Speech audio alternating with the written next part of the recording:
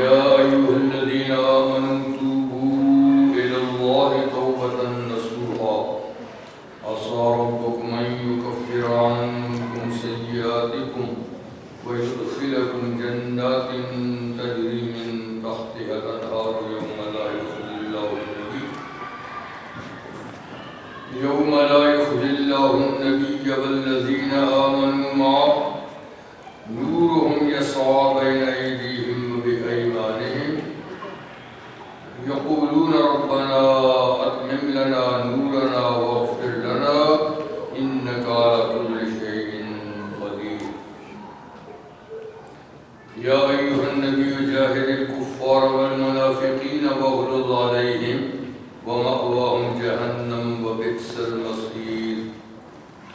ضرب الله مثلا للذين كفروا امرأة نوح وامرأة لوط كانتا تحت عبدين من عبادنا صالحين فخانتاهما فلم يغنيا عنهما من الله شيئا وقيل ادخلا النار مع الداخلين. وضرب الله مثلا للذين آمنوا امرأة فرعون إذ قالت رب ابن لي عندك بيتا في الجنة ونجني من فرعون وعمله ونجني من القوم الظالمين. ومريم ابنة عمران التي أحصنت فرجها فنفخنا فيه من روحنا وصدقت بكلمات ربها وكتبه وكانت من القانتين. صدق الله العظيم.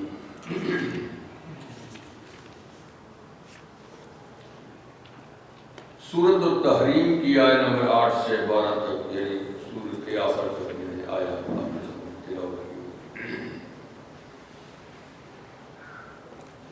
اس سورہ مبارکہ کے شروع میں نبی کریم صلی اللہ علیہ وسلم کا جو معاملہ ازواج مطہرات کے ساتھ شہد نہ پینے کے بارے میں تھا، تو اس کا ذکر ہوا، اور پھر اسی سلسلے میں کئی باتیں ہوئیں. اس میں ایک بات اللہ تعالیٰ نے فرمائی تھی ان تتوبا الی اللہ فقد صغت قلوبکما، یعنی آپ کی ان دو بیویوں سے اللہ نے خطاب کیا کہ جنہوں نے شہد کے مسئلے میں وہ پلان سا بنایا تھا کہ اگر تم دونوں توبہ کر لو اللہ کے سامنے تو تمہارے دل توبہ کی طرف مائل بھی ہو چکے ہیں، تمہیں توبہ کر لینی چاہیے. تو اس کے بعد پھر عام مسلمان سے خطاب تھا کہ قوا انفسکم واہلیکم نارا، کہ خود کو اور اپنے آل و عیال کو جہنم کی آگ سے بچاؤ. پھر آگ کی شدت کا ذکر کیا، سزا کی شدت کا ذکر کیا. اب جو آیات تلاوت کی ہیں اس میں پہلی آیت کریمہ میں عام مسلمانوں سے توبہ کا مطالبہ اللہ تعالیٰ نے کیا ہے. یا ایھا الذین آمنوا توبوا الی اللہ، اے ایمان والو اللہ کی طرف رجوع کرو، پلٹ کر اللہ کی طرف آ جاؤ، اپنا رستہ جو غلط تم نے اختیار کیا اس کو سیدھے رستے کی طرف موڑ دو، کیونکہ توبہ کا معنی ہے پلٹ کے آ جانا، رجوع کر لینا. توبہ کا مسئلہ قرآن حکیم میں کئی جگہ بیان ہوا ہے، اور ایک پوری سورت کا نام بھی سورہ توبہ ہے. 10ویں پارے میں سورہ توبہ، اس میں کچھ صحابہ کرام کی توبہ کا اللہ نے ذکر کیا ہے، اور اسی صورت میں توبہ کے بارے میں ارشاد فرمایا ہے فَإِن تَابُوا وَأَقَامُوا الصَّلَاةَ وَآتَوُا الزَّكَاةَ فَإِخْوَانُكُمْ فِي الدِّينِ. اور ایک دوسری آیت میں فرمایا ان تابوا وَأَقَامُوا الصَّلَاةَ وَآتَوُا الزَّكَاةَ فَخَلُّوا سَبِيلَهُمْ، کہ اگر یہ لوگ یعنی کافر لوگ توبہ کر لیں، کفر سے توبہ توبہ کر لیں، شرک سے توبہ کر لیں اور نماز پڑھنے لگیں اور زکوٰۃ دینے لگیں تو وہ تمہارے بھائی ہیں، جھگڑا ختم، ان کے ساتھ کوئی جھگڑا نہیں ہے۔ اور دوسری آیت میں فرمایا کہ اگر وہ توبہ کر لیں، نماز پڑھیں، زکوٰۃ دیں تو ان کو آزاد کر دو، خلو سبیلہم، ان کا رستہ چھوڑ دو، آپ ان کی پکڑ دھکڑ، ان کے ساتھ لڑائی جھگڑا کچھ بھی نہیں۔ تو مطلب یہ کہ توبہ اللہ تعالیٰ نے جا بجا ذکر کی ہے۔ یہ بھی ارشاد فرمایا سورہ نور میں وَتُوبُوا إِلَى اللَّهِ جَمِيعًا أَيُّهَا الْمُؤْمِنُونَ، اے ایمان والو سب کے سب اللہ کی طرف رجوع کرو، سب کے سب توبہ کرو۔ ظاہر بات ہے کہ ایُّ المؤمنون میں سارے اہل ایمان شامل ہیں، اس میں جو اللہ کے نیک ولی ہیں وہ بھی ہیں، جو گناہ گار ہیں وہ بھی ہیں، عام مسلمان تو سبھی ہیں۔ تو مطلب کہ توبہ کا مطالبہ اللہ نے سب سے ہی کیا ہے، کسی خاص طبقے سے نہیں کہ جو گناہ گار ہیں صرف وہی توبہ کریں، جو گناہ گار نہیں ہیں وہ توبہ نہ کریں، ایسی بات نہیں۔ اس لیے کہ توبہ من جملہ عبادات کے ایک خود مستقل عبادت بھی ہے۔ رحمت عالم صلی اللہ علیہ وسلم کا ارشاد گرامی ہے کہ میں بھی اللہ کے سامنے توبہ کرتا ہوں، جبکہ حضور علیہ السلام گناہوں سے پاک، آپ بھی استغفار کرتے تھے۔ صحابہ فرماتے ہیں ایک ایک نشست میں، مجلس میں ہم نے گنا کہ آپ 100 دفعہ استغفار کرتے تھے، 100، حالانکہ آپ پاک ہیں۔ تو اگر کوئی گناہوں سے پاک بھی ہے تو توبہ اس کے لیے موجب رحمت ہے، اور اگر گناہ گار ہے تو توبہ اس کے لیے صفائی کا ذریعہ ہے۔ تو فائدہ ہی فائدہ، اس میں نقصان کوئی نہیں ہے۔ تو یہاں بھی سب اہل ایمان سے توبہ کا مطالبہ ہے، توبۃ النصوح، لیکن یہ کہ توبۃ النصوح کا صرف توبہ نہیں، اے ایمان والو اللہ کے سامنے توبہ کرو، نصوح خالص توبہ، خالص توبہ یعنی پکی توبہ، اپنی طرف سے تو پورے ارادے سے توبہ کر لو کہ یہ کام اب میں نے نہیں کرنا۔ یہ اور بات ہے کہ انسان ہے، اس کے عزائم ٹوٹتے رہتے ہیں، توبہ بھی ٹوٹتی رہتی ہے، لیکن پھر بھی اس کو مایوس نہیں ہونا چاہیے کہ اتنی دفعہ توبہ کی تھی اور پوری نہیں کر سکا، اب میں کیا کروں، شرمندہ ہو، نہیں، اس میں کیا بات ہے۔ یعنی دن میں 100 دفعہ بھی توبہ کا ٹوٹتی تو ٹوٹنے دو، آپ کرتے ہیں، آپ کرتے ہیں توبہ، کیونکہ یہ اللہ کی طرف سے ایک مطالبہ ہے۔ تو توبہ کا معنی میں نے کہا پلٹنا، اسی لیے یہ اللہ کی بھی صفت ہے، بندے کی بھی صفت ہے۔ اللہ تعالیٰ کے ناموں میں سے کہنا تواب، تواب، تواب کا معنی بہت زیادہ رجوع کرنے والا، بہت زیادہ رجوع کرنے والا۔ تو ان اللہ تواب الرحیم، اللہ بہت توبہ قبول کرنے والا اور مہربان ہے۔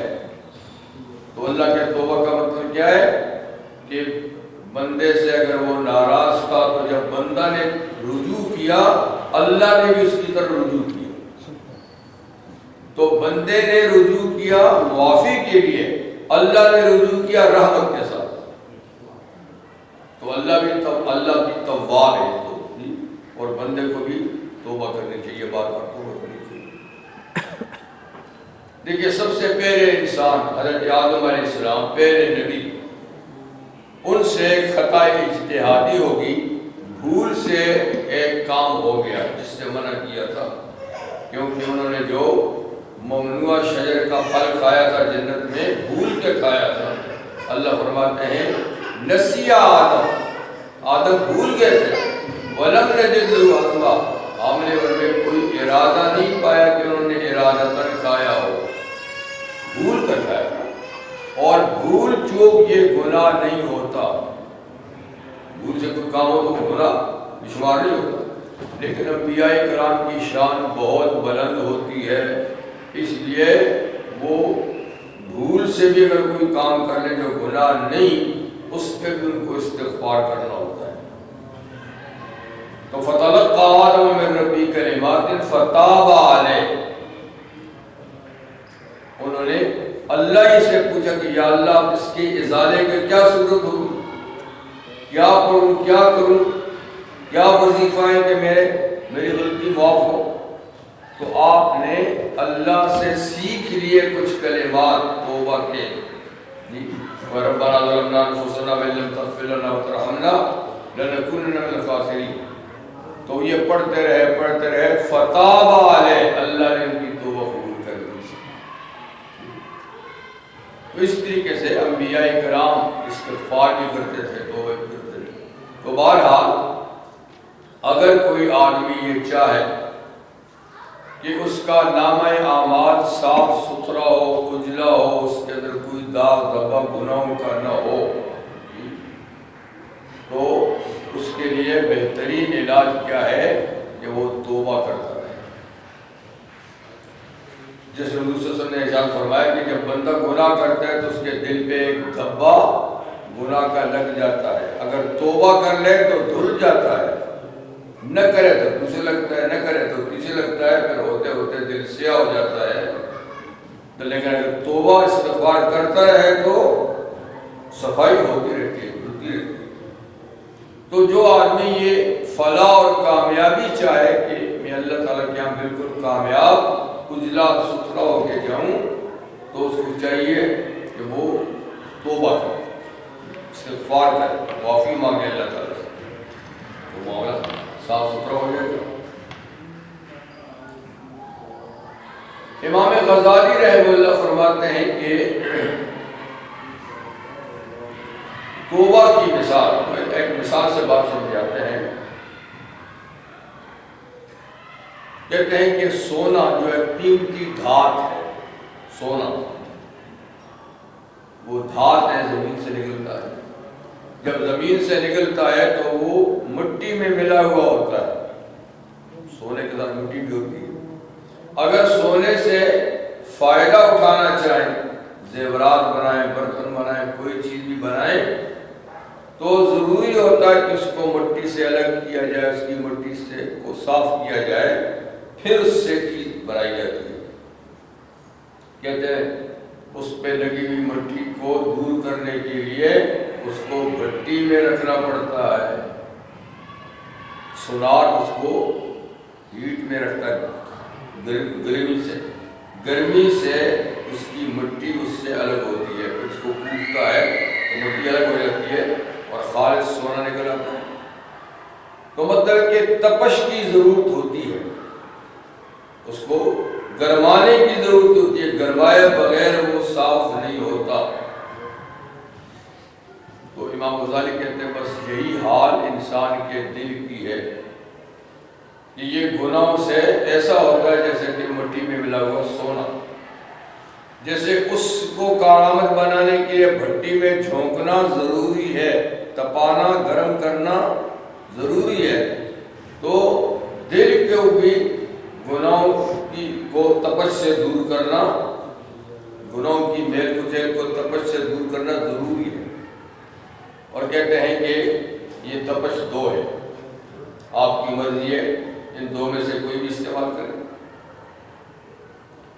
اگر دنیا ہی میں آپ اس کو صاف ستھرا رکھنا چاہتے ہیں تو ندامت اور حسرت کی تپش ضروری ہے، دل میں اپنے کیے ہوئے گناہ پر ندامت، پشیمانگی، حسرت، افسوس، ہائے میں نے یہ کام کیوں کیا، مجھے نہیں کرنا چاہیے تھا، دل ہی دل میں، اس سے وہ گناہ کی میل ہٹتی رہتی ہے۔ اس لیے کہ ہم نے توبہ کا معنی کچھ اور سمجھا ہوا ہے، لیکن توبہ کا یہ معنی نہیں ہے۔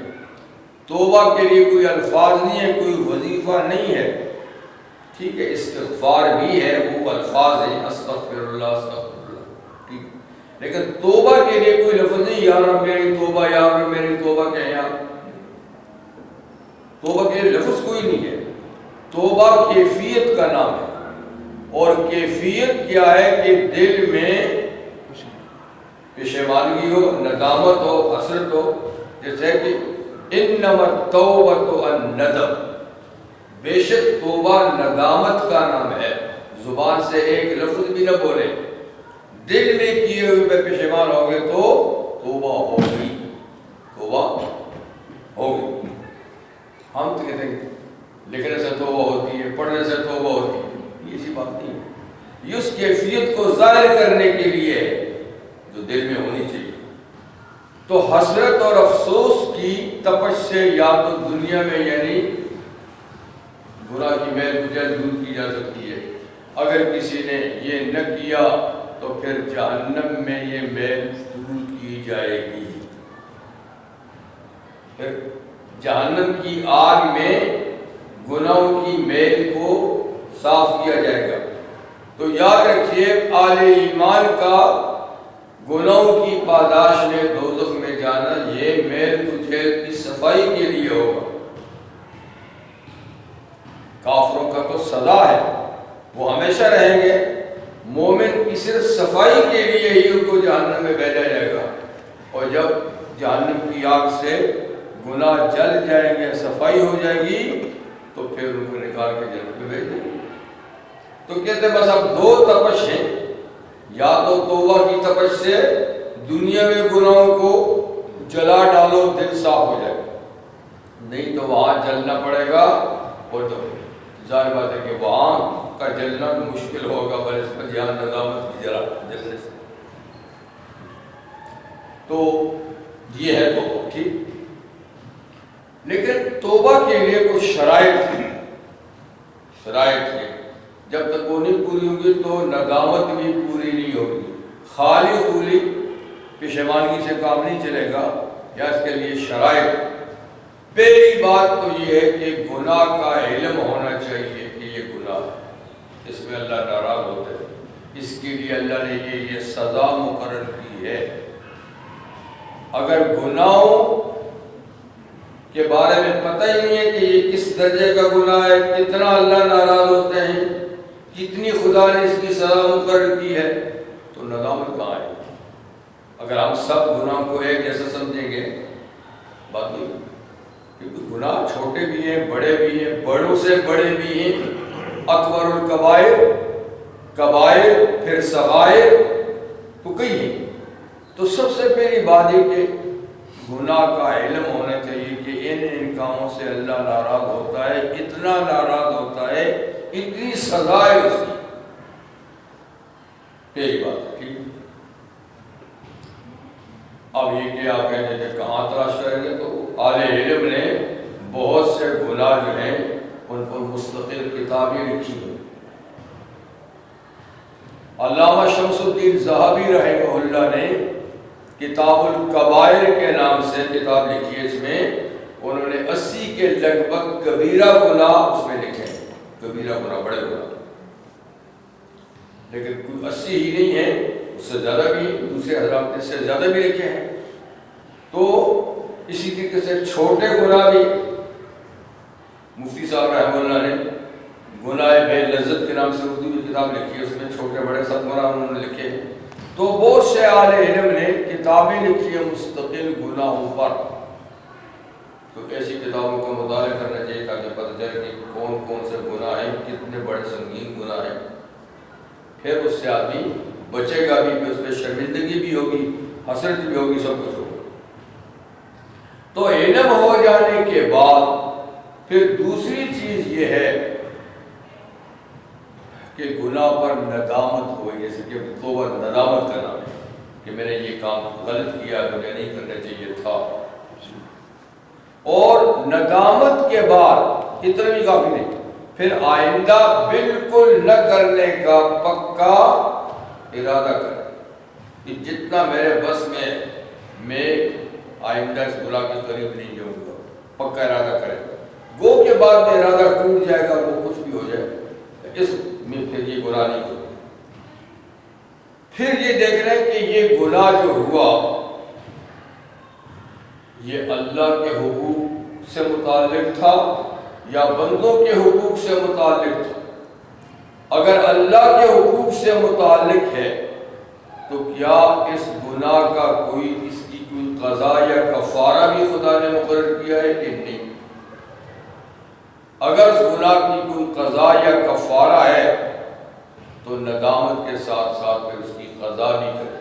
جیسے نمازیں نہیں پڑھی تھی، روزے نہیں رکھے تھے، زکاتیں نہیں دی تھی، فلاں فلاں کام، تو اب کرے، وہ کام شروع کر دے، اسٹارٹ کر دے. اور اگر اس کا کوئی کفارہ فرض کرے، غلطی سے کوئی آدمی قتل ہو گیا تھا، اس کا کفارہ نہیں دیا تھا تو کفارہ ادا کر دے. قسم توڑی تھی، کفارہ نہیں دیا تھا تو کفارہ ادا کر دے. تو جن چیزوں کا ان کی تلافی کے لیے اللہ نے کچھ نہ کچھ مقرر کیا ہے تو ندامت کے ساتھ وہ کام بھی کرنا ہوگا. خالی ندامت سے کام نہیں چلے گا. ٹھیک ہے.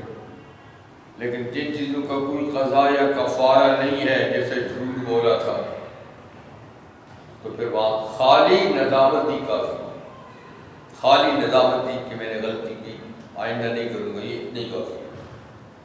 اور اگر وہ گناہ بندوں کے حقوق سے متعلق ہے تو پھر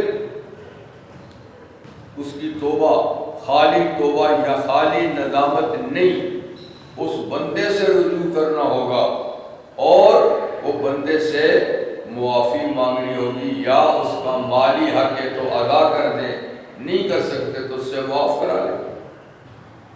بعض بندے سے تعلق ہے، اللہ اس کو یوں معاف نہیں کریں گے، بندے سے معاف کرانا ہوگا یا اس کو ادا کرنا ہوگا. اگر بندہ نہیں ملتا، یہ بھی ہے، مر گیا ہے یا لاپتہ ہے، تو پھر کثرت سے اس کے لیے استغفار اور دعا کریں. اتنی دعا کریں، استغفار کریں کہ آپ کو تسلی ہو جائے کہ میں نے اتنا ثواب بھیج دیا کہ اب وہ مجھ سے راضی ہو گیا ہوگا. اور مال ہے تو وہ نہیں ملتا تو اس کے وارثوں کو پہنچا دیں. وارث بھی نہیں ملتے تو کسی غریب کے ہاتھ میں ڈال کر اللہ سے کہیں کہ یا اللہ، نہ وہ آدمی خود ملتا ہے نہ اس کا وارث ملتا ہے، میں اس غریب کے ہاتھ میں ڈال کر اس تک پہنچانا چاہتا ہوں، تو پہنچا دے. تو یہ ہیں توبہ کے شرائط. ان کے ساتھ جب توبہ کی جائے تو وہ گناہ معاف ہو جاتا ہے. یا ایھا الذین آمنوا توبوا الی اللہ، ایمان والو اللہ کی طرف توبہ کرو، رجوع کرو. توبۃ نصوحا، لیکن خالص پکی توبہ. کیا ہوگا؟ عسیٰ ربکم، امید ہے کہ تمہارا رب. اللہ جب امید دلاتا تو وہ یقینی بات ہوتی ہے. آپ کہیں اللہ کہتے ہیں امید ہے، وہ تو خود کرنے والے ہیں، لیکن اللہ تعالیٰ جب امید کا لفظ بولتے ہیں نا تو وہ یقینی بات ہوتی ہے. کیونکہ جو پاورفل ہو، رحیم و کریم ہو، وہ آپ کو امید دلائے تو وہ ایسی ویسی تو امید نہیں ہوتی. یعنی ایک آدمی ہے جس کے پاس پورے اختیارات ہیں، کر سکتا ہے، پھر کہتا ہے آپ اپلیکیشن لانا، امید ہے میں کام کر دوں گا، تو وہ امید ہی نہیں ہوتی، سمجھے کام ہو گیا. اسے اس کو روکنا والا کون؟ تو اللہ فرماتے ہیں امید ہے کہ اللہ تمہیں معاف کر دے گا. ان یکفر عنکم سیئاتکم، وہ تمہارے گناہ معاف کر دے گا. سیئات، ذنوب، خطا، یہ سب گناہوں کے الفاظ ہیں. کبھی کبھی جب ایک دوسرے کے ساتھ ساتھ آتے ہیں تو ایک سے چھوٹے ایک سے بڑے مراد ہوتے ہیں، اور کبھی ایک ہی لفظ آ جائے تو اس میں دونوں آ جاتے ہیں. تو اللہ معاف کر دے گا تمہیں تمہارا گناہ. وَيُدْخِلَكُمْ جَنَّاتٍ تَجْرِی مِن تَحْتِھا الْأَنْہَارُ، اور تمہیں داخل کرے گا باغات میں جن کے سامنے نہریں بہتی ہیں. 4 بڑی نہریں ہیں جو ہر جنتی کی جنت میں بہتی ہیں، خالص پانی کی، شراب طہور کی، دودھ کی اور شہد کی، اور باقی ہے جو جی چاہے گا اس کی نہریں بہیں گی انشاءاللہ. یوم لا یخزی اللہ النبی والذین آمنوا، اس دن اللہ سب گناہ معاف کر دے گا توبہ کی بدولت. جس دن اللہ تعالیٰ رسوا نہیں کرے گا اپنے نبی کو، خوش کرے گا اپنے نبی کو خوش کرے گا. اور نبی خوش ہوں گے جب امتیوں کے گناہ معاف ہوں گے، ان کو جنت کا ٹکٹ ملے گا تو نبی خوش ہوگے۔ تو اللہ ناخوش نہیں کریں گے نبی کو، اور ان لوگوں کو بھی جو ان کے ساتھ ایمان لائیں، سب کو اللہ خوش کرے گا، اور یہ لوگ خوشی خوشی اللہ کے نعمتوں سے بھرپور مقام باغات میں جائیں گے۔ تو کس شان سے جائیں گے؟ نورہم یسعی بین ایدیہم و بایمانہم، ان کا نور، ان کی روشنی دوڑتی جائے گی، یعنی ساتھ ساتھ جائے گی، سامنے بھی اور دائیں طرف بھی۔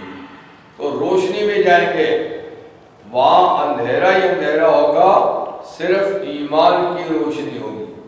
ایمان نور ہے، اس وقت وہ دل میں ہے، قیامت کے دن وہ دل سے نکل کے باہر آ جائے گا۔ آج اندر ہے، قیامت کے دن یہ نور باہر آئے گا۔ تو جس کے دل میں ایمان ہوگا، جتنا ایمان ہوگا اتنی ہی لائٹ بھی ہوگی، اتنی مضبوط لائٹ ہوگی۔ تو دائیں طرف اور سامنے روشنی ہوگی اہل ایمان کی، کہتے ہیں سامنے روشنی ہوگی ایمان کی، اور دائیں طرف روشنی ہوگی اعمال صالحہ کی۔ جتنے اچھے کام کیے وہ سب روشنی بن کے دائیں طرف ان کی لائٹ ہوگی، سامنے ایمان کی لائٹ۔ تو حشر کے میدان میں اور اگلی منزل اور صراط پر نور ہوگا، اور اس نور میں یہ لوگ جائیں گے۔ لیکن چونکہ نور میں تفاوت ہوگا، جیسے کہ دنیا میں ایمان میں اور اعمال میں کمی بیشی ہے، سب کے ایک لیول کے تو نہیں ہے، اس طرح روشنی بھی ایک لیول کی نہیں ہوگی، کسی کی کمزور ہوگی، ڈیم ہوگی، کسی کی تیز ہوگی۔ دوسرے جن کی ڈیم ہوگی، کمزور ہوگی، وہ اللہ سے دعا کریں گے یا اللہ خیر خیریت سے پار تک چلی جائے، کہیں رستے میں بجھ نہ جائے، ٹھیک ہے۔ تو وہ کہیں گے، یقولون کہیں گے، ربنا اتمم لنا نورنا، اے اللہ ہماری روشنی کو پورا کر، پورے سفر میں ساتھ رہے، آگے تک جانے کے لیے رستے میں بجھ نہ جائے، واغفر لنا، اور ہمیں معاف کر دے۔ تو وہ اپنے نور کی سلامتی کی دعا کرتے کرتے کرتے کرتے جائیں۔ انک علی کل شیء قدیر، بے شک آپ ہر چیز پر قادر ہیں۔ سورہ حدید میں بھی اس نور کا ذکر ہے، سورہ حدید 27ویں پارہ میں، کہ وہاں یہ کہ جب اہل ایمان اپنی روشنی میں چلیں گے تو منافق بھی چلیں گے، مگر منافقین کی روشنی کبھی بجھے گی کبھی جلے گی، کبھی بجھے گی کبھی جلے گی۔ تو وہ اہل ایمان کو پکاریں گے کہ ذرا ٹھہرو، نقتبس من نورکم، ہم بھی تمہاری روشنی میں فائدہ اٹھائیں، کچھ ہمیں بھی تھوڑی سی لائٹ دو، یہ تو کمزور ہے، بجھتی ہے، جلتی بجھتی ہے، آپ ہمیں تھوڑی سی روشنی دو۔ نقتبس من نورکم،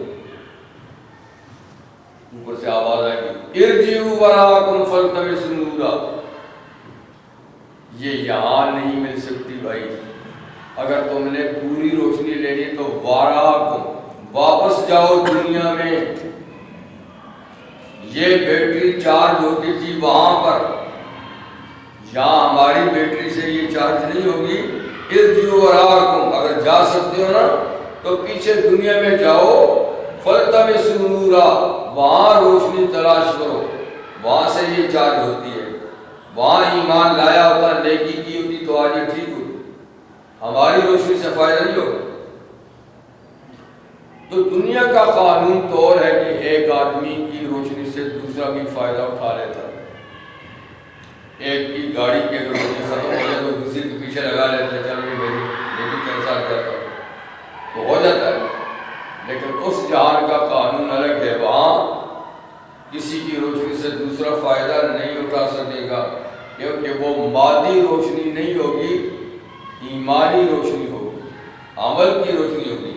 تو جس کا عمل ایمان ہے بس اس کو، اسی کو وہ روشنی نظر آئے گی، دوسرے کو آئے گی نہیں۔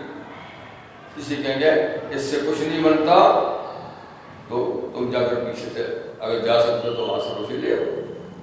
تو بہرحال اہل ایمان جو ہیں وہ ایمان اور اعمال کی روشنی میں سفر طے کریں گے جنت کا۔ یہ تو توبہ کے بارے میں اور نور ایمان اور نور عمل کے بارے میں ذکر تھا۔ اگلی آیت میں اللہ تعالیٰ دنیا میں منافقین اور مشرکین کے ساتھ معاملے کا ذکر فرماتے ہیں کہ ان کے ساتھ معاملہ اہل ایمان جیسا نہیں، اس لیے کہ وہ دشمنان خدا و رسول ہیں اور دشمن کبھی دوست نہیں ہوتا، دشمن سے کبھی دوستی نہیں ہوتی۔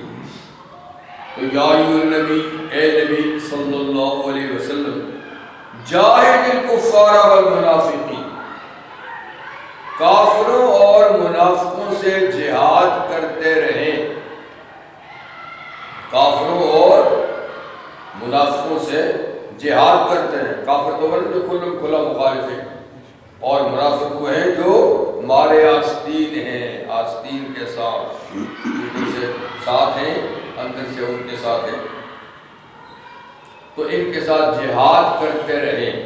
جہاد کا معنی کوئی مار پٹائی نہیں ہے، قتل و غارت گری نہیں ہے، ٹھیک ہے، مطلب کہ ان کے ساتھ جو معاملات ہیں وہ دوستوں جیسے معاملات نہیں، دشمنوں جیسے معاملات ہیں، کیونکہ یہ دونوں طبقات اللہ کے بھی دشمن ہیں، اللہ کے نبی اور اہل ایمان علیہ السلام کے دشمن ہیں۔ اب دشمن کے ساتھ ایک تو عام معاملات ہیں، ٹھیک ہے، وہ تو اس کی اجازت ہے، اور ایک دلی معاملات ہیں، تو دلی معاملات دشمن کے ساتھ کبھی بھی نہیں ہو سکتے، ورنہ پھر دشمنی کیسے ہوگی؟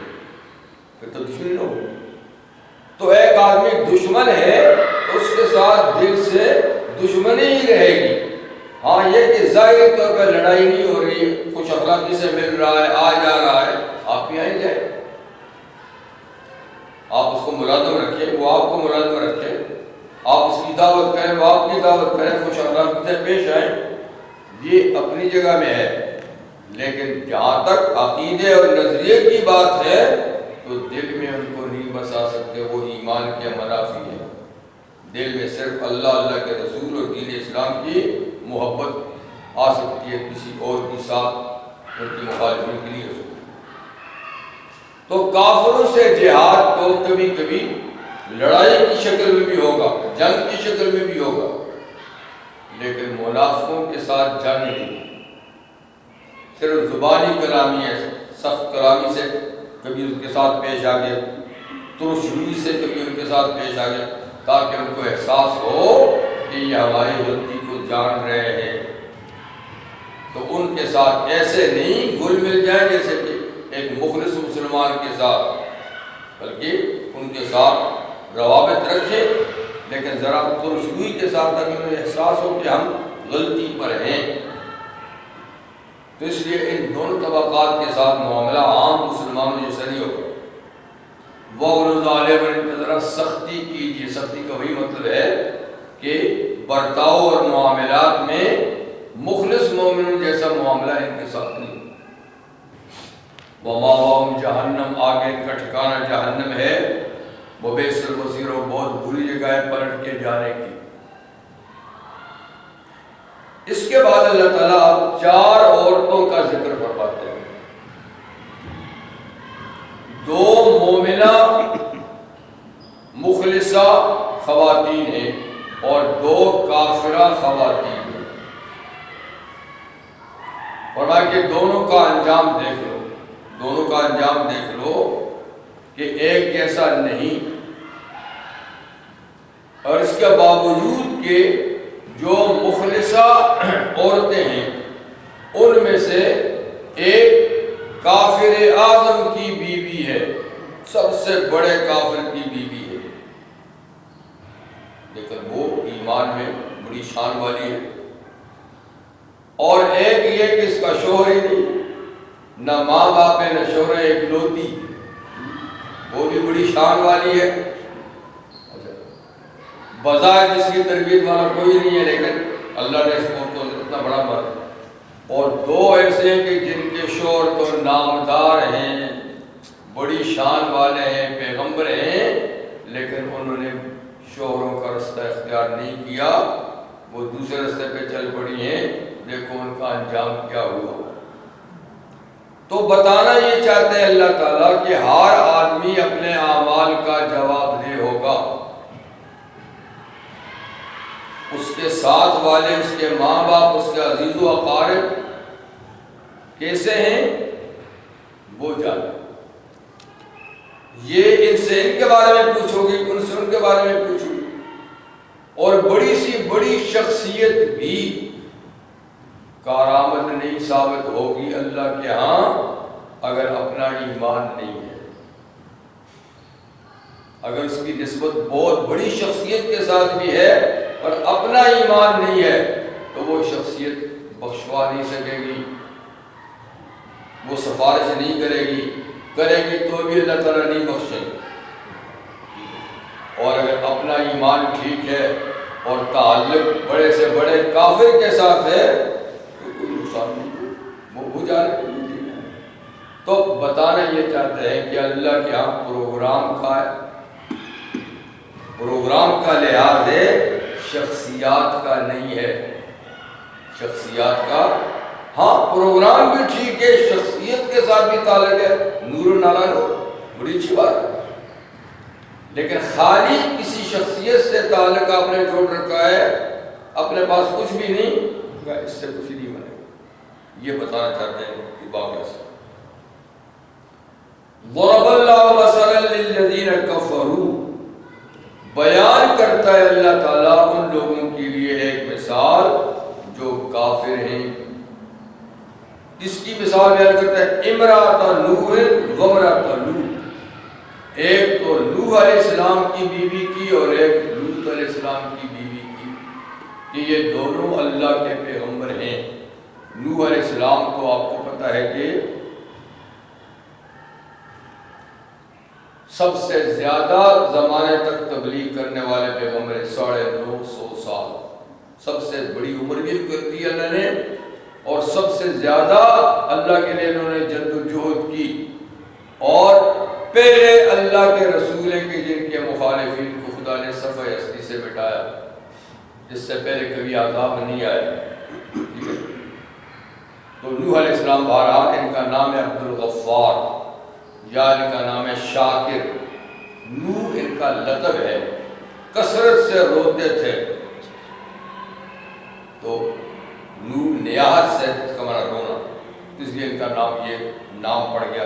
اصل نام جو تھا وہ فراموش ہو گیا، یہی نام پڑ گیا نوح علیہ السلام۔ تو خیر نوح علیہ السلام کی بیوی جو ہے نا وہ کافرہ تھی، مشرکہ تھی۔ اس سے یہ بھی معلوم ہوا کہ جب تک اللہ کی طرف سے ہدایت نہ ملے تو اچھی سی اچھی صحبت بھی کارآمد ثابت نہیں ہو سکتی۔ اچھی صحبت تو ضرور اختیار کرنی چاہیے، کیونکہ ہدایت کے اسباب میں سے ایک سبب ہے اچھے لوگوں کے ساتھ اٹھنا بیٹھنا، لیکن یہ کوئی مؤثر بذات نہیں ہے کہ آپ اچھے آدمی کے پاس بیٹھے تو اچھے ہی ہو جائیں گے۔ کبھی ایسا ہوتا ہے اچھے سے اچھے آدمی کے ساتھ بھی بیٹھیں گے تو بھی اگر اللہ کے سے ہدایت نہیں تو ہدایت نہیں ملتی، ورنہ نوح علیہ السلام سے اچھا کون ہو سکتا ہے، اللہ کا نبی ہے۔ اور بیوی ہر وقت ان کے پاس آنا جانا اٹھنا بیٹھنا، لیکن پورے سے کافرہ کی کافرہ نہیں۔ اس طرح لوط علیہ السلام اللہ کے نبی ہیں جی، لیکن بیوی کافرہ ہے، ان کی صحبت سے کچھ نہ ملا، نہ صحبت سے ملا نہ نجات ملی۔ جب قوم پہ عذاب آیا تو نوح علیہ السلام کی بیوی بھی عذاب میں شامل نہیں، لوط علیہ السلام کی بیوی بھی عذاب۔ نوح علیہ السلام کے 4 بیٹے تھے جن میں سے 3 باپ کے مشن پر چل رہے تھے، سام، خام اور یافس جی، اور ایک کنعان تھا جو ماں کی نقش قدم پہ تھا۔ تو وہ ماں اور بیٹا دونوں کے دونوں باپ کی آنکھوں کے سامنے عذاب کا شکار ہوئے، باپ بچا نہیں سکا، بلکہ بیٹے کے بارے میں تو باپ نے اللہ سے بعد میں پوچھا کہ ان ابنی من اہلی من نوادک الحق، یا اللہ بیٹا تو میرے گھر کا افراد میں سے تھا اور آپ نے میرے گھرانے والوں کو بچانے کا وعدہ کیا تھا، وعدہ بھی آپ کا سچا ہے، پھر وہ ڈوب گیا۔ وَأَنْتَ أَحْكَمُ الْحَاكِمِينَ، آپ کو سب سے اچھا فیصلہ کرنے والے ہیں، حکمت کیا ہے؟ اعتراض نہیں ہے، وہ اسی قابل تھا لیکن حکمت کیا ہے میری سمجھ میں نہیں آتی بات، اس لیے کہ بیٹے کا کفر باپ پر ظاہر نہیں تھا، وہ منافق کی حیثیت ہے، بیوی کا تو ظاہر تھا لیکن یہ ظاہر، اسی لیے اس کے بارے میں پوچھا کہ وہ تو میرے اہل میں سے تھا اور اہل کو بچانے کے لیے تو آپ نے وعدہ کیا تھا، پھر بچا نہیں۔ تو اللہ تعالیٰ کی طرف سے جواب، یا لوط انہ لیس من اہلک، لوط جس کو تو اپنی اہل سمجھتا ہے وہ تیرا اہل نہیں، تیرے گھرانے کا نہیں، ٹھیک ہے تجھ سے پیدا ہوا، تیرے آنگن میں پلا بڑا ہوا، تیری تربیت میں رہا، لیکن تیرے مشن پہ نہیں چلا، تو لہذا وہ تیری اہل نہیں۔ انبیاء کی اہل وہ ہے جو ان کے مشن کو اپنائے، نسب سے نہیں، نسب سے نہیں، نسب تیرا بے شک ہے، ہم انکار نہیں کرتے، پر وہ تیری اہل نہیں، اس لیے کہ وہ تیرے مشن، انہ عمل غیر صالح، اس لیے کہ اس کے عمل اچھے نہیں تھے، اور نبی کی آل ہو جس کا عمل نبی کی طرح ہو۔ اسی لیے نبی کریم صلی اللہ علیہ وسلم کا ارشاد گرامی ہے، من سلک علی طریقی فہو اہلی، جو میرے رستے پہ چلے گا وہی میری آل ہے، وہی میرا خاندان ہے، وہی میرا کنبہ ہے، اور جو نقش قدم پہ نہیں چلا، چاہے نسبی رشتہ حضور کے ساتھ تھا لیکن وہ آل نہیں۔ اسی لیے رحمت عالم صلی اللہ علیہ وسلم نے قریش کو اور اپنے عزیزوں کو بلا کر کہا تھا کہ دیکھو اپنے آپ کو جہنم کی آگ سے بچانے کی کوشش کرو، بچا لو، ورنہ میں نہیں بچا سکوں گا، یعنی ادھر آ جاؤ بچ جاؤ گے، نہیں آؤ گے تو میں نہیں بچا سکوں گا۔ اے صفیہ ہے میرے پھوپھی، تو پھوپھی ہے جی، اے بیٹی تو بیٹی ہے، یہ رشتے اپنی جگہ میں ہیں، اور ان رشتوں کو کا جو حق ہے دنیا میں مالی وہ بھی میں دیتا رہوں گا، لیکن اللہ کے عذاب سے میں نہیں بچا سکوں گا، اس لیے تم کو خود ایمان لانا ہوگا، عمل کرنا ہوگا۔ تو انبیاء کرام جو ہے نا ان کا اہل کون ہوتا ہے؟ جو ان کے نقش قدم میں چلتا ہے۔ تو یہ دونوں بیویاں اس لائن میں نہیں تھی۔ کانتا تحت عبدین، اللہ فرماتے ہیں کانتا تحت عبدین، یہ دونوں عورتیں دو بندوں کے نکاح میں تھیں۔ اس زمانے میں کافر مسلم کا نکاح جائز تھا، ہماری شریعت میں آ کر بند ہو گیا۔ کافر مسلمان لاہم نحل لہم ولم یحلون لہم، کوئی کافر مسلمان کے لیے حلال نہیں ہے، کوئی مسلمان کافر کے لیے حلال نہیں ہے، لیکن پہلی امتوں میں جائز تھا کہ عورت کا عقیدہ کچھ ہے، مرد کا عقیدہ کچھ اور، آپس میں نکاح ہو سکتا تھا، لیکن ایسی بھی تھا۔ تو دو بندوں کے نکاح میں تھی، من عبادنا صالحین، ہمارے نیک بندوں میں سے، ظاہر بات ہے کہ نبی سے نیک کون ہو سکتا ہے، لیکن کیا ہوا؟ فخانتاہما، ان دونوں عورتوں نے اپنے شوہروں سے خیانت کی۔ خیانت کا لفظ امانت کے مقابلے میں ہے، عام طور پہ خیانت کا لفظ دوسرے معنی میں استعمال ہوتا ہے، لیکن یہاں وہ خیانت مراد نہیں ہے، یعنی کوئی بدکاری نہیں کی، بدکاری کسی نبی کی بیوی میں بھی نہیں، چاہے جتنی بڑی کافرہ کیوں تھی، کافرہ تھی، مشرکہ تھی، سب کچھ تھا، لیکن وہ خیر کسی اور میں بھی نہیں جو نبی سے منسوب ہے۔ تو یا خیال سے مراد دینی خیانت ہے کہ دینی لحاظ سے انہوں نے اپنے شوہر کے دین سے خیانت کی اور دشمنوں سے ساز باز رکھی۔ نوح علیہ السلام کی بھی پبلک سے کہتی تھی، اپنے لوگوں سے کہتی تھی میرا شوہر پاگل ہو گیا ہے، الٹی سیدھی باتیں کرتا ہے، مت مانو اس کی بات۔ لوط علیہ السلام کی بیوی، اس کی بھی ساز باز تھی اپنی قوم کے ساتھ، وہ بدکار قوم تھی، اور کوئی مہمان آ جاتا ان کے ہاں تو ان کو خبر کرتی تھی آج ہمارے یہاں مہمان آئے۔ رات کو آتا تو یہ آگ جلا کر دھواں کرتی تھی تاکہ لوگ دیکھ جائیں کہ یہاں ان کے گھر میں، تو اس طرح کے ان کے ساتھ ساز باز ہوتی تھی، ان کے کاموں شوہر کے ساتھ۔ فلم یغنی عنہما، جب انہوں نے ایسا کیا تو یہ دونوں پیغمبر ان دونوں کو بچا نہ سکے اللہ کے عذاب سے۔ جب عذاب آیا تو معذب لوگوں کے ساتھ یہ بھی گئی۔ وقیل ادخلوا النار مع الداخلین، کچھ بھی نہ بچا سکے یہ، کچھ بھی اپنی بیویوں کو، اور کہا گیا کہ تم دونوں عورتیں داخل ہو جاؤ جہنم میں، داخل ہونے والوں کے ساتھ جاؤ، اب تمہاری لائن الگ ہے۔ تو دیکھیے مشن نہیں ہے ایک، تو پیغمبر اپنی بیویوں کو نہ بچا سکتے، اس لیے وہ یہ سمجھے کہ میرا تعلق تو فلاں بزرگ کے ساتھ ہے، فلاں اچھے آدمی کے ساتھ ہے، مگر خود لائن الگ ہے، تو وہ نہیں بچا سکتا۔ جب نبی نہیں بچا سکتا اپنی بیوی کو، اور کون؟ لیکن کتنے لوگ دھوکے میں ہیں ہمارے، اور یہ میرا تو فلاں سرکار سے تعلق ہے، بس وہ تھپکی دیں گے تو پار ہو جاؤ۔ پار کدھر ہو جائے گا؟ پار ہو جائے گا ایمان سے، عمل سے۔ تھوڑی بہت غلطیاں ہیں تو اللہ معاف کر دے گا، لیکن ٹوٹلی آپ غلط راستے پہ جا رہے ہو، کہیں گے کہ فلاں تجھے بخشے گا، کبھی نہیں ہوگا۔ اب دیکھیے کافر اعظم کی بیوی کہ اس کا کفر اس کو کوئی نقصان نہیں پہنچا سکا۔ وَضَرَبَ اللَّهُ مَثَلًا لِّلَّذِينَ آمَنُوا امْرَأَتَ فِرْعَوْنَ، اور بیان کرتا ہے اللہ تعالیٰ ایک مثال ان لوگوں کے لیے جو ایمان لائے ہیں، فرعون کی بیوی کی۔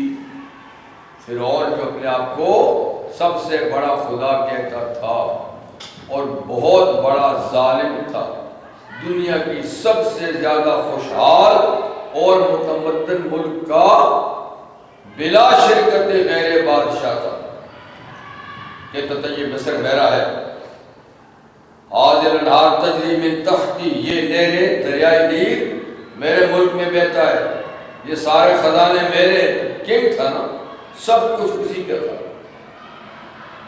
اور مصر سب سے زیادہ طاقتور ملک تھا اس زمانے میں۔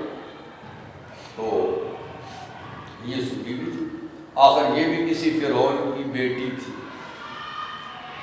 فرعون کسی کا نام نہیں ہے، یہ لقب ہے مصر کے بادشاہ کا، تو یہ اگلے کسی فرعون جس سے پہلے اس کی بیٹی تھی، آخر ظاہر بات اس کی بیوی ہے تو کسی بڑے آدمی، لیکن اللہ تعالیٰ کی طرف سے ان کو ہدایت تھی۔ تو جب موسیٰ علیہ السلام کی قتل کی بات ہوئی، خیر وہ سب کے ساتھ کو سب معلوم ہے، اور جب ان کا صندوق ان کے محل سے آ کر ٹکرایا، پکڑا گیا، کھولا گیا، ننھا بچہ دیکھا تو دل ان کا مچل گیا بچے پر، کہنے لگی اس کو مارنا نہیں ہے، اس کو قتل نہیں کرنا ہے، چاہے کسی کا بیٹا بھی ہے، بیٹا ہے معصوم، تو ہم اس کو بیٹا بنا لیں گے، یہ ہمیں فائدہ پہنچائے گا۔ اس نے کہا نہیں، یہ کسی دشمنی نے پھینکا ہوگا، لیکن اس نے کہا کہ نہیں، خیر مان گیا بات۔ تو اس نے کہا عسیٰ ینفعنا، ہو سکتا ہے کہ چلتے یہ ہمیں نفع پہنچائے بچہ، او نتخذہ ولدا، ہم اس کو بیٹا ہی بنائیں گے، ہمارے پاس گھر میں بیٹا کوئی نہیں ہے، بیٹی ہے، بیٹا کوئی نہیں ہے۔ مفسرین کہتا ہے اس نے کہا تجھے نفع پہنچا سکتا ہے کہ مجھے تو اس سے امید نہیں ہے، لیکن چل تیری خاطر کچھ نہیں کہتے۔ وہ واقعی بات ہوئی، ایسا اچھا نفع پہنچایا موسیٰ علیہ السلام نے کہ وہ مومنہ ہو گئی، ایمان لے آئی، جنتی بن گئی، اور جس کو نے کہا تھا مجھے تو نفع کی امید نہیں ہے، اس کو نہیں ملا، وہ غار کیا۔ خیر، تو اس کے گھر میں اللہ تعالیٰ نے پالا موسیٰ علیہ السلام کی۔ موسیٰ علیہ السلام اللہ کے نبی تو پیدائشی نبی ہی ہوتا ہے، اگر کس کو نبوت کی ذمہ داریاں 40 سال کے بعد ملتی ہیں تو ان کے اخلاق، ان کے عادات، ان کا کردار، ان کی کرامات سب ان کے سامنے تھی، وہ متاثر ہوئی ان سے، اور پھر وہ جو جادوگروں سے مقابلہ ہوا تو جیت گئے موسیٰ علیہ السلام، ایمان لے، لیکن ایمان کا اظہار نہیں کیا ایمان لے۔ اور ایک ان کی بیٹی کی مشاطہ، میک اپ کرنے والی خاتون جو تھی ان کے گھر میں، وہ پورے خاندان سمیت ایمان لے گئی۔ اس کے ایمان سے پھر آگے ان کا ایمان بھی ظاہر ہو گیا تھا، کیونکہ اس کی بیٹی فرعون کی بیٹی کو کنگھی کر رہی تھی، تو کنگھی گر گئی تو اس نے بسم اللہ کہہ کر اٹھائی، تو فرعون کی بیٹی نے کہا یہ کس کا نام لیا ہے؟ یعنی اللہ تو میرا باپ ہے، یہ کس کا نام لیا ہے؟ اس نے کہا تیرا باپ کہتا ہے میں اس کائنات کے رب کو مانتی ہوں جس نے سب کائنات کو وجود بخشا ہے، اللہ وہ ہے، اس کے نام سے ہے۔ اچھا میرے باپ کو نہیں مانتی؟ اس نے کہا تمہارا باپ تو کنگ ہے، خدا تو خدا ہے۔ بس اس سے بات ظاہر ہوئی، پھر بھی اس کی ماں سے پوچھا، اس نے بھی کہا کہ اس کا باپ ہے، تو اچھا یہ بات ہے میرے گھر میں۔ تو پھر اس نے ایک بیل بنوایا لوہے کا یا تانبے کا، اندر سے خالی اوپر سے بیل، اس کو تیل اس میں بھرا، اس کو ابالا اور پورے خاندان کو اس میں ڈال۔ نبی کریم علیہ السلام جب معراج کی رات گئے، جنت میں بھی گئے، تو ایک جگہ آپ کو بڑی بہت عمدہ خوشبو آئی، جبریل نے خوشبو کہا یہ ام شاطہ کا خاندان ہے، وہ شہید، یہ ان کی جگہ ہے، ان کی خوشبو آ رہی ہے۔ خیر بیوی کا بھی ایمان ظاہر سے کہا کہ میں بھی اسی خدا کو مانتی ہوں، کہا اس کو مانتی ہے، میری بیوی ہو کر، تیری بیوی ہو تو کیا بات ہے، خدا تو خدا۔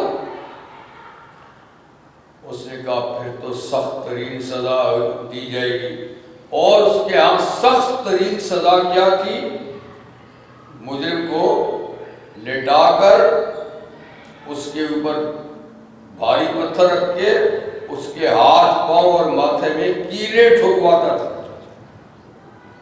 یہ سخت ترین سزا دیتا تھا۔ کہ پھر تیری سزا بھی وہی ہوگی، ہونے دو، اس میں کیا بات ہے، میں تو اس کے لیے تیار ہوں۔ اب دیکھیے صنف نازک ہے، مرد تو پھر برداشت کرتے ہیں، عورت میں برداشت کم ہوتی ہے، لیکن ایمان اسٹرانگ ہو جائے تو پھر عورت بہنوں کو مردوں سے آگے نکل جاتے ہیں۔ یہاں ایمان ہے، یقین کامل ہے، میں حق پر ہوں، انہوں نے کہا کیا بات ہے، کچھ بات نہیں، اگر تم نے یہی سزا مجھے دینی تو دو، اس کا دوں گا، اور یہ دھمکی نہیں ہے، اس نے وہی سزا دی۔ جب سزا کے لیے اس بیچاری کو لٹایا، شرم بھی اس کو لیا کہ یہ خاتون اول مصر کی بیوی ہے میری، مت ماری جاتی ہے کفر کی سے تو کچھ بھی نہیں۔ اس وقت اس نے جو دعا کی اللہ نے اس کو نقل کیا، اور بیان کہ اللہ تعالیٰ نے مثال ان لوگوں کے لیے جو ایمان لائے ہیں فرعون کی بیوی کی، اس قالت جب سزا ملتے وقت اس خاتون نے کہا رب ابن لی عندک بیت فی الجنہ، اے اللہ مجھے اس کے محل، اس کی حکومت کی ضرورت نہیں، میرے لیے اپنے پاس جنت میں گھر بنا دے، اپنے پاس جنت میں گھر بنا دے۔ وَنَجِّنِي مِن فرعون، اور اس فرعون سے آپ مجھے بچا، بس بہت ہو گیا، اس کے ساتھ بہت ہو گیا، وہ عملی اس کے کرتوتوں سے بھی بچا۔ وَنَجِّنِي مِنَ الْقَوْمِ الظَّالِمِينَ، یا اللہ اس پوری ظالم قوم جو فرعون کی ہے سب سے مجھے بچا، مجھے ان کے ساتھ اب رہنا گوارا ہی نہیں ہے۔ جب اس کو یوں لٹایا سے یہ دعا کی، اللہ نے پردہ سرکار دی، محل نظر ہے، پرواز کرے، ابھی کیلیں نہیں ٹھونکی تھی، پتھر نہیں رکھے تھے، روح نکل گئی، اور خالی جسم پر ٹھونکتا رہو کیا، یہ ہے عظیمت، یہ ہے عظیمت۔ اب ایک اور خاتون، عمران کی بیٹی، حنا کی بیٹی عیسیٰ کی ماں مریم صدیقہ طیبہ طاہرہ، وہ مریم، اور اللہ مریم کی مثال بھی بیان کرتے ہیں۔ کون مریم؟ ابنت عمران، عمران کی بیٹی۔ کون سا عمران؟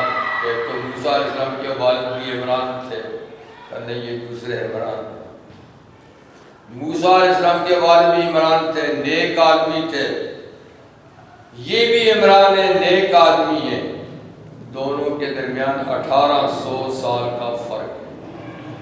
1800 سال موسیٰ علیہ السلام پہلے گزرے ہیں، یہ ان کے عمران 1800 سال بعد میں، ٹھیک ہے۔ تو یہ بھی نیک آدمی تھے، نبی نہیں تھے، ولی تھے، مسجد اقصیٰ کے امام بھی تھے، حضرت زکریا علیہ السلام کے ہم زلف تھے۔ زکریا علیہ السلام پیغمبر تھے، یہ پیغمبر نہیں تھے، لیکن دونوں کے گھروں میں بہنیں تھیں۔ تو حنا ان کی بیوی تھی، اولاد نہیں تھی، اولاد نہیں تھی، آخر وقت تھا۔ تو ایسے مفسرین نے لکھا ہے کہ ایک دفعہ حنا نے دیکھا کہ ایک چڑیا آئی ہے ان کے سامنے، اور دانہ اٹھایا، گھونسلے میں گئی، بچے دیے ہوئے تھے، منہ کھولا، اس نے دانہ بچے کے منہ میں ڈالا، تو حنا کے دل مچل گئے، مامتا، کاش میرا بھی کوئی بچہ ہوتا، میں بھی یوں کھلاتی چڑیا کو دیکھ کر۔ تو دعا کی، یا اللہ مجھے بھی کچھ دے دے، چڑیا کو دیا ہے میں بھی کھلاؤں، اور یہ بھی کہا کہ مجھے کوئی بچہ مل گیا تو میں اس کو تو وقف کر دوں گی بیت المقدس کی خدمت کے لیے، کوئی دنیا کا کام نہیں۔ تو اللہ نے آخر زندگی میں حاملہ ہو گئی، جناب عمران کا انتقال ہو گیا۔ تو بعد میں بچی جنی، خیال تھا کہ لڑکا ہوگا، تو کہا کہ ہو میں نے تو بچی جنی، مطلب کہ بچہ چاہتی تھی لیکن بچی جنی۔ اللہ نے فرمایا کہ جو اللہ کو پتہ کیا جانا ہے، اور یہ ایک جیسے کہ سب برابر نہیں ہے، یہ لڑکی کئی لڑکیوں سے آگے ہے۔ خیر وہ پھر مسجد میں بھیجی گئی، قرآن اندازی ہوئی، حضرت زکریا زیر کفالت رہی، اور جو ہی بالغ ہوئی تو بلوغ سے پہلے ہی کرامات ظاہر ہونے لگ گئی۔ جو کمرہ ان کے لیے انہوں نے الاٹ کیا تھا مسجد میں، جس کو کھولتے بند کرتے خود تھے، ایک دن تو دیکھا وہاں پھل پڑے ہوئے ہیں بے موسم، مارکیٹ میں نہیں ہے۔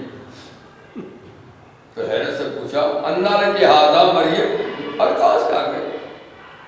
مارکیٹ میں نہیں ہے، دروازہ میں نے بند کیا، لاک میں نے لگایا، آئے کہاں سے ہیں بھی نہیں ہے۔ کعب روشن ضمیر پیغمبر مجھ سے پوچھتے ہیں، وہ من عند اللہ، جب ایک چیز مارکیٹ میں بھی نہیں ہے، دروازہ بھی بند ہے، تو کہاں سے آ سکتے ہیں؟ اللہ نے بھیجے۔ اچھا، وہیں پر انہوں نے ان کی بھی اولاد کی بیٹے کے لیے دعا کی، کسی کو نہیں کھڑے کہ مجھے بھی بے موسم کا پھل دے دے، تو دیتا ہے۔ تو وقت کی بات ہوتی ہے، پتہ نہیں کتنی دعائیں پہلے بھی کی ہوگی، لیکن آج ٹھکانے لگ گئی۔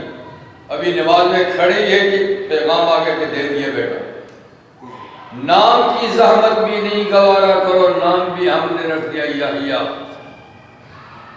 نبی ہوگا، حصور ہوگا، سب۔ تو یہ ہے مریم کی۔ تو جب بالغ ہوئی اور بلوغ کا غسل کرنے کے لیے یہ جب وہاں سے نکلی مسجد سے، تو اللہ کی طرف سے آزمائش بھی ہوئی، سب کچھ ہوئی۔ تو جب جو باتھ روم سب بنایا ہوا تھا وہاں پہنچی، جبریل آ گئے، حسین و جمیل شکل میں، ایسا حسین جمیل انسان کبھی دیکھا۔ اچانک دیکھو فوراً گھبرا گئی، کہنے لگی اعوذ بالرحمن منک ان کنت تقیا، اگر کوئی خدا کا خوف ہے تو تجھ سے میں پناہ مانگتی ہوں، رحمان کی تو کہاں سے آدم کا؟ اس نے کہا بیوی پریشان نہ ہو، میں کوئی عام آدمی نہیں ہوں، تیرے رب کا بھیجا ہوا ہوں، فرشتہ ہوں۔ یہ کیوں آئے ہو؟ لِأَهَبَ لَكَ غُلَامًا زَكِيًّا، ایک پاک بیٹا دینے کے لیے آیا، خدا کی طرف سے پاک بیٹا، خون ماروں گا اللہ دے دے گا۔ بیٹا شادی ہوئی نہیں ہے تو بیٹا یہ کیسی بات ہوتی ہے؟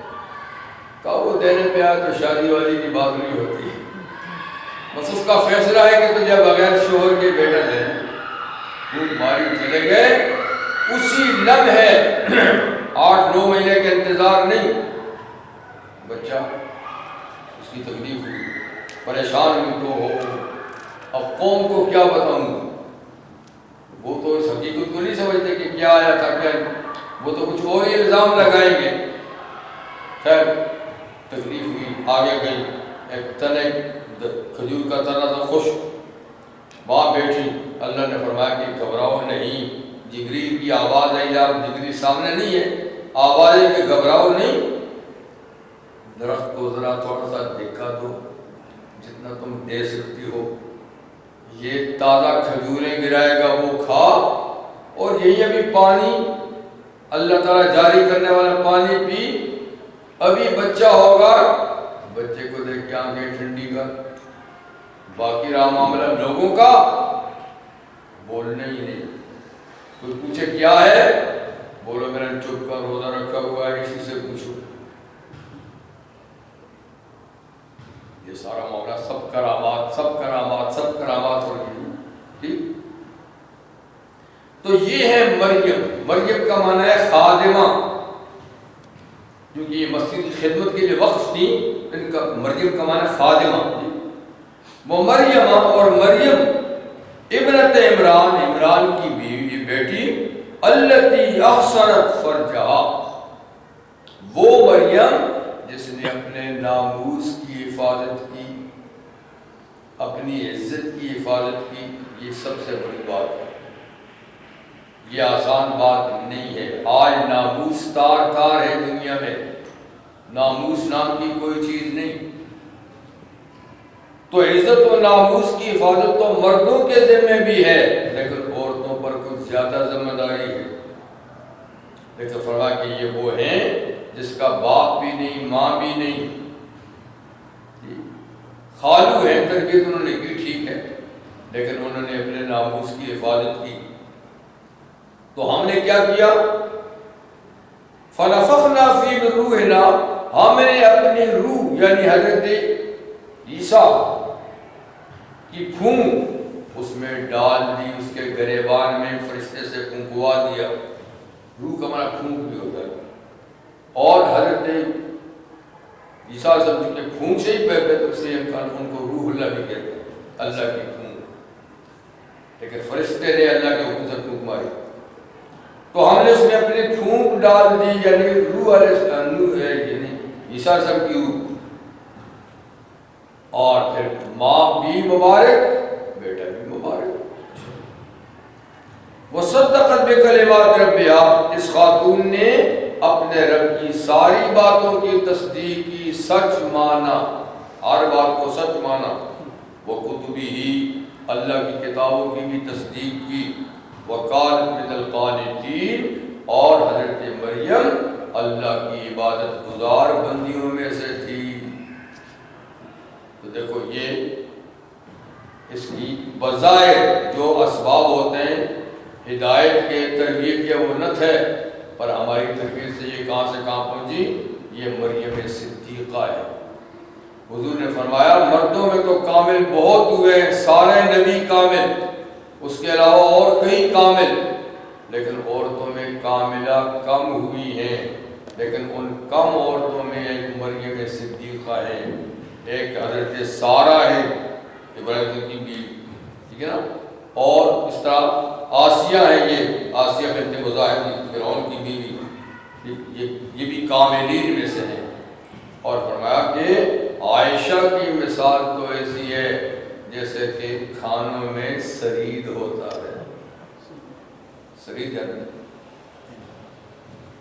کبھی دعوت کریں سرید بنائیں گے تو پتہ چلے گا۔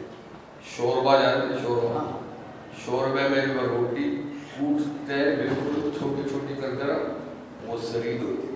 وہ بہت مرغوب اور پسندیدہ کھانا تھا عرب میں، ہے بھی مرغوب ہے۔ حضور ہمارے جیسے کہ کھانوں میں سب سے زیادہ مرغوب سرید ہے، عورتوں میں سب سے زیادہ پسندیدہ عائشہ ہے، پھر حضرت خدیجہ ہے، پھر بہت حضرت فاطمہ ہے ماشاءاللہ، لیکن پھر بھی یعنی مردوں کے مقابلے میں عورتوں کاملین کم ہے۔ سبحانک اللہم و بحمدک، اشہد ان لا الہ الا انت، استغفرک و اتوب الیک۔